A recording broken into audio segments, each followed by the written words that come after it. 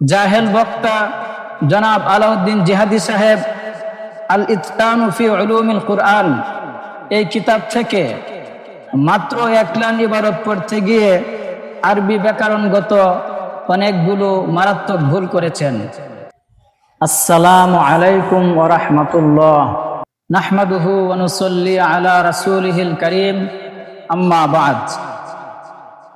সম্মানিত দর্শক ও শ্রোতা, জনাব আলাউদ্দিন জিহাদি সাহেব ওয়াজ মাহফিলের মঞ্চে খুব গলাবাজি করতে পারেন, চাপাবাজি করতে পারেন এবং হাক্কানি উলামায়ে কেরামকে অশালীন ভাষায় গালিগালাজ করতে পারেন।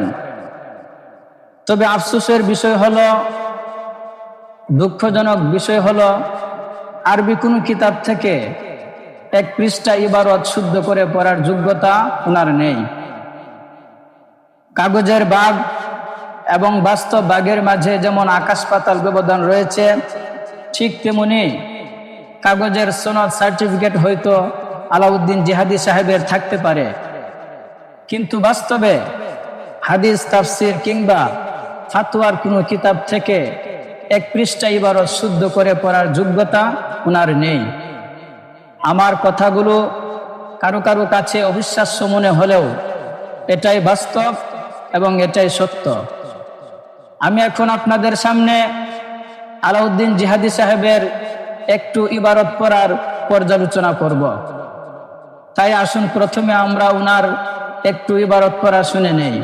আল ইতকান ফি উলুমিল কুরআন, সেই কিতাবের মধ্যে হাফিজুল হাদিস ইমাম জালালউদ্দিন সুয়ুতি রাহমাতুল্লাহ আলাইহি তিনি এই ব্যাপারে একটা রিওয়ায়াত উল্লেখ করেছেন। আপনারা স্ক্রিনে সম্পূর্ণ ইবারতটুকু লক্ষ্য করুন।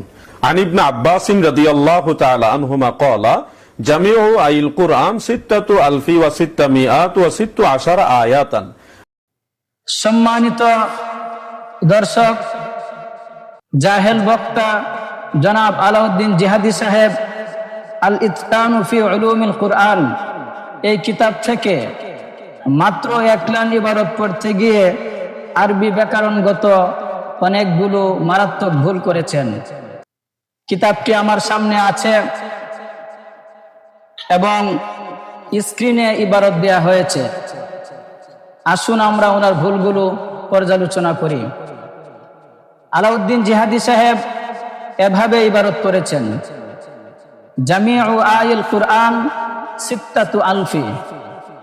আলাউদ্দিন জিহাদি সাহেব, আপনি 6000 পরে চরম মূর্খতার পরিচয় দিয়েছেন। 6000 নয়, বরং 6000 হবে। আরবি ভাষা এবং ব্যাকরণ সম্পর্কে যাদের প্রাথমিক জ্ঞান আছে তারাও জানে এখানে আলাফিন বহুবচন হবে এবং মুদাফুন ইলাইহি হিসেবে মাজরুর হবে। সুতরাং 6000 নয়, বরং 6000 হবে।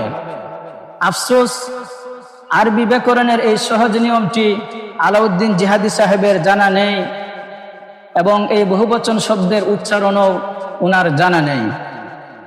এরপরে তিনি ইবারত করেছেন ওয়াসিত্তা মিআত। এখানেও তিনি চরম অজ্ঞতার পরিচয় দিয়েছেন, কেননা এই সিত্তু পূর্ববর্তী সিত্তাতু এর উপর আত্ম হওয়ার কারণে মারফু হবে এবং রফা হবে দম্মা অর্থাৎ পেশ দ্বারা। অতএব ওয়াসিত্তা মিআত নয়, বরং ওয়াসিত্তু মিআতিন হবে। এরপরে তিনি ইবারত করেছেন 16 আয়াতান। এখানেও তিনি আরবি ব্যাকরণগত কয়েকটি ভুল করেছেন।